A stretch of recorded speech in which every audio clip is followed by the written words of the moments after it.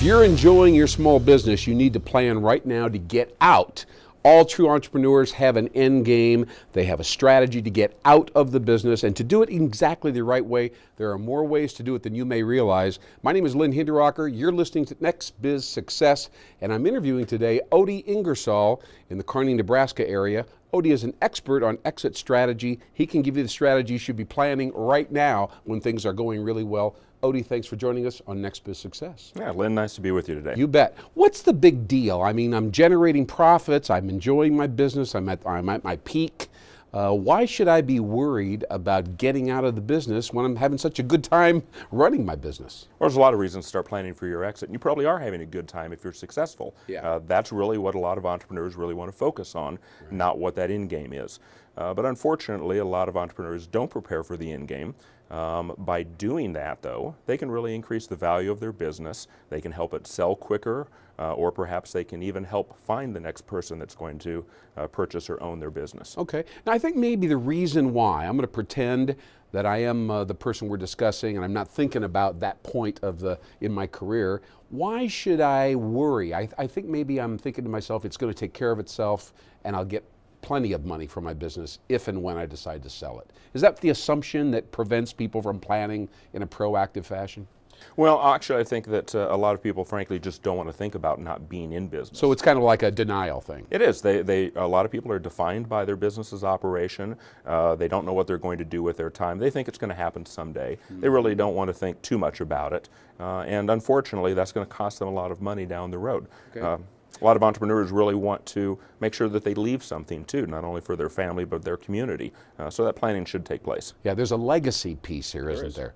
Absolutely. Because of the ego and the drive, and you want something to be there above and beyond just the cash flow. But let's talk about, what are the strategies? Where do I begin to even think about this subject? I've got employees, I know a guy who's a broker. Where do you go first? What's the best or the worst scenario if I want to start planning and take your advice? Well, really, you don't even have to choose how you're going to get out of your business yet. What you need to do is start planning the business internally. A lot of owners operate their business for two goals. They want to maximize benefits to themselves. Okay. They want to minimize tax liability.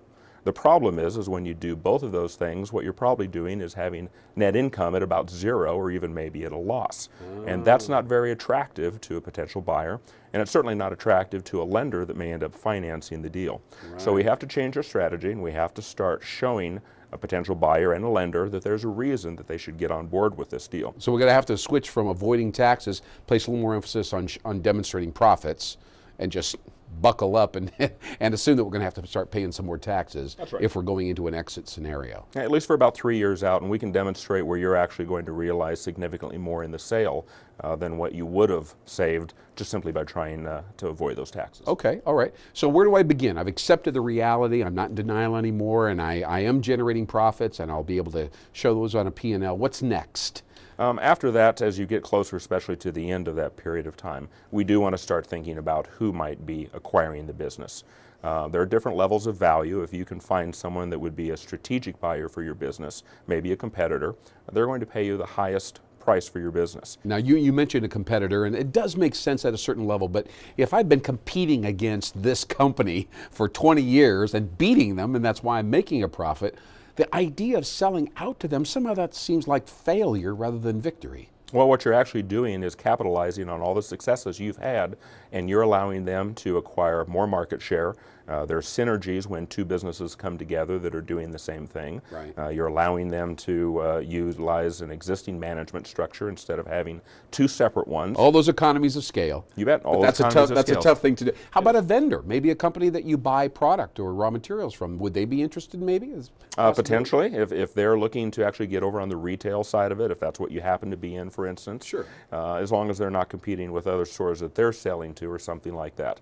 But you know, that's kind of a point to decide. Is ego more important than the cash at the end of the day? Yeah, yeah. Well, that's an interesting thing. Now, what if I just say, hey, you know what? When it's time to sell my business, I'm just going to put a big ad in the paper, and I'm sure the phone will ring, and we'll sell the business at that time. What's the problem with that strategy? Well, you've really gone from the highest level of value that we just talked about in a sale down to the lowest level.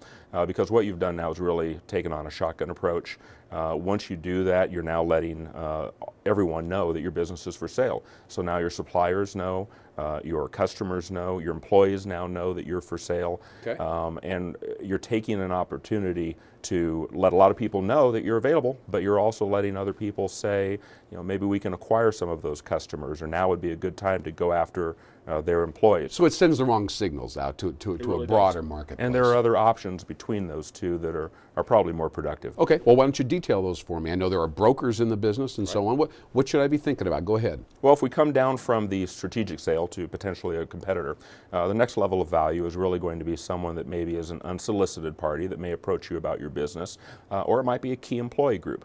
And that's really an underutilized method because as owners of businesses, we don't think we pay our employees enough that they could potentially purchase our business. I guess the strategy has been to try to keep salary levels down, and all of a sudden you say, man, I haven't paid these guys enough to buy me out. That's right. Another paradox. But that can happen. And in fact, we can show you where deals can even happen, even if those employees can't bring in much equity. And we can still get the owner fair full market value for their business. Right. Okay. Below that, we're going to be going to a broker, like you talked about, or maybe a solicited buyer, and they're a very valuable resource. But as a seller, you have to understand that you're probably going to take a negotiated sales price rather than your listed price, and you're also going to have some fees involved in that type of a transaction. Because the broker's got to make a commission. They have to make a commission. And is it, in a rule of thumb, a broker's going to come in and ask you to discount your price, maybe 10 or 15% anyway, straight off? Well, no, I don't think so. They're going to want to get a price that's going to get you the most possible, but they also want to be able to move the business and go on to the next project. Nothing wrong with that. Let me ask you this before we wrap up here. What's the estimated value? I mean, what's the rule of thumb insofar as what my company, if I'm generating $1 million in revenues, is there some kind of a standard rule of thumb about what I should try to sell it for? There really isn't, and you could take two restaurants and the way they're operated, for instance, can be completely different as the types of values that they'll produce. A business owner really needs to acquire a third market or third-party business valuation so that they understand what the full fair market value of their business is. I always encourage our clients to make sure that it is a completely different third party, not even a broker, because you don't want any vested interest there skewing the values. And then that allows you to know what you have to work with. So you get the bottom line, it's objective. That's right. Absolutely. Well, Odie Ingersoll with the Nebraska Business Development Center, thank you for fleshing out this picture. I know to most business owners, it's kind of a gray, vague area about how to get out of the business. We don't even want to really talk about it, and you've really clarified the thing and given us a bright picture of the future, and thank you very much. My name is Lynn Hinderrocker. This is Next Biz Success. Tune in next time as we give you more just-in-time training for entrepreneurs who need to succeed.